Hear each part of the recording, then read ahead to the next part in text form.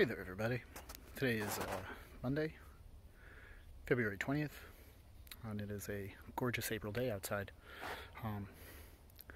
I know that normally I'm trying really hard to share resources with you folks and link to other channels or mention other folks that are doing something cool that I think may be of use, but for today's video I actually kind of want to ask you to take on that role and make some recommendations for me. So here's the story. Nicole and I have been saving up for a little bit. We're redoing our bathroom to give us about the same amount of space, foot space back that we have currently. So we're basically doubling the amount of usable space in the bathroom, and part of that is going to be removing the old bathtub that's been there for who knows how long. But my initial thought is, how can I use less dumpster space? How can I reduce my impact at the town dump?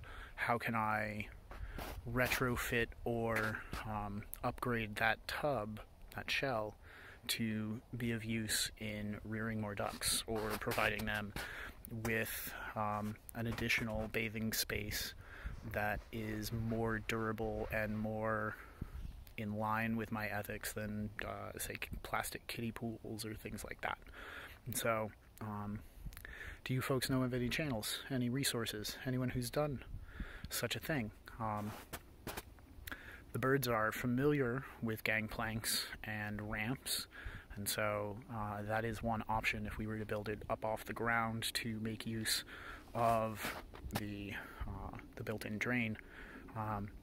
But then again, my concern is harborage underneath, or I guess any young ducklings who are not familiar with it or have trouble getting in or out. I'm sure that I would have to do something to the edge of the tub to make it a safer standing, perching, walking space for the ducks, as it's quite slippery.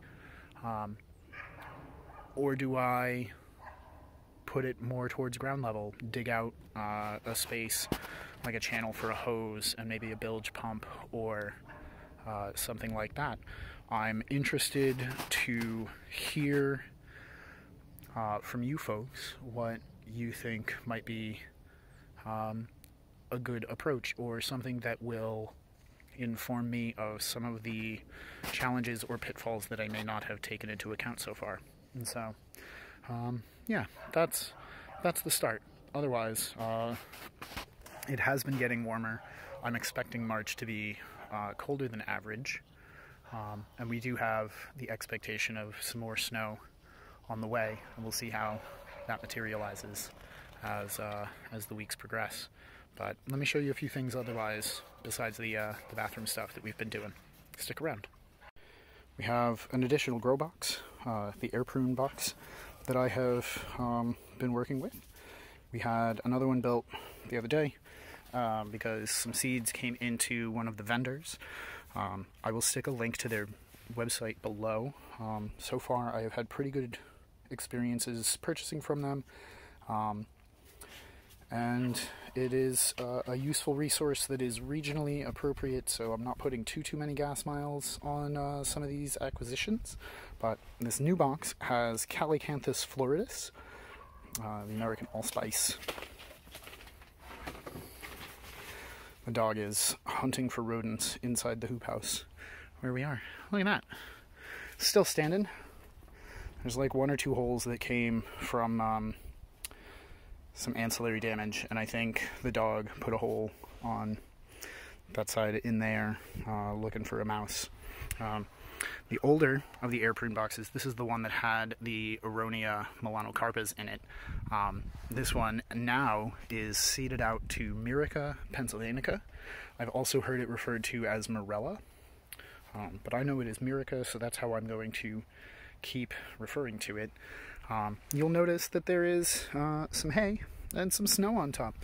The substrates that we have a tendency to dry out And so what these are is I'm just periodically tossing some snow in to make sure that they are decently getting a slow percolation of water as it melts, and kind of moderating the temperature in the hoop house itself so that they are still able to go through their cold dormancy needs, but are also being hydrated and experiencing that fluctuation of temperatures that helps to break the endocarp or the seed coat so that they can move past their dormancy. So we'll see how these things go. The ones that are outside, out there, those have quite a bit of freeze and thaw to them, but I have seen small peaks of green on the warmest days when the water level in those boxes subsides. You can see even in this mostly unheated, I mean it's not heated anything other than solar energy, but the yarrows and a few, if I can find it in this mess. Oh, there's one. We have small bits of green, and I think there was, yep, so we even still have some of the Monarda, the bee balm, poking through in its little pots. And so things are looking relatively happy. I'm okay with it. I've just been tossing snow on top of some of these pots as it shows up, just to let them feel that chill, go through their seasonally appropriate biological changes, and also on the warm days when it melts, it'll perk down and give them a gentle soaking that moves at the pace that the water, or that the soil can absorb the water for the most part. So yeah, I'll show you guys the next thing we're starting. Over here is just the first bit of some of the duck bedding that we've been moving out and into some of the garden spaces. With the warm weather, I'm planning to sort of empty out their coop and put down a whole bunch of fresh bedding. What I'd like to do is give an opportunity for some of these gardens to receive some of that nutrient from the bedding itself during the rest of this season's precipitation events. My hope is that I have the opportunity to go through. I probably will try to avoid dumping or allocating the manures and the bedding in the areas where there is still snow, because that will just further insulate the snow and prevent it from melting, and then there will be sort of that pocket of frozen stuff that will take longer to break down and will be less accessible to the soil biology. So the bare spaces in the wood chip mulch that we can see will most likely be the overall recipients of this, and if there is any left from the coop, once I have done all of this, then the remainder will likely go into the compost pile that is down in the yard itself, for just adding and bulking and letting it continue to cook down as the day's temperatures allow it. And when I tell you that it's particularly unseasonably warm, that's comfrey coming up in Maine in February. And it's nice to feel like it's spring, but I know better than the plant does. And so yeah, I think an additional layer of mulch to further insulate these is an acceptable thing to do, and hopefully the chill hours will resume so that these guys go back to sleep for the appropriate amount of time. So yeah, these are our projects while I get ready to tear apart and redo our bathroom. My hope is to reuse as much of the lumber from the framing of the house as I can. Meanwhile, still working on pretty much every project, and it can be challenging.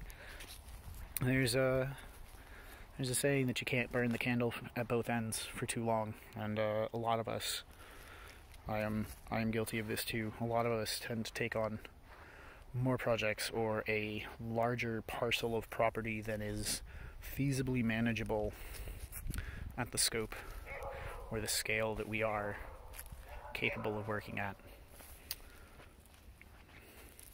I'm noticing some fresh browse on one of our existing Calycanthus right in here. You can see. So, lots of fresh nibbles. That looks like deer. We'll see. I don't expect him to be too hurt by it. And this one has a few instances of it too. You can see right there. I'll probably come back with a pair of snips and take off these little bits just to give the plant a little bit more energy and a little bit less work to do to seal off those damaged bits. So yeah, that's what we're up to this beautiful April day in February. And yeah, once again, if you guys have any resources or other folks that you follow or think might have some useful information, warnings, cautions, feedback on using a recycled bathroom tub for bird raising, I would absolutely love to be linked to some in the comments. So thank you all for watching. I'll appreciate any comments you drop, and yeah, until next time, happy planting.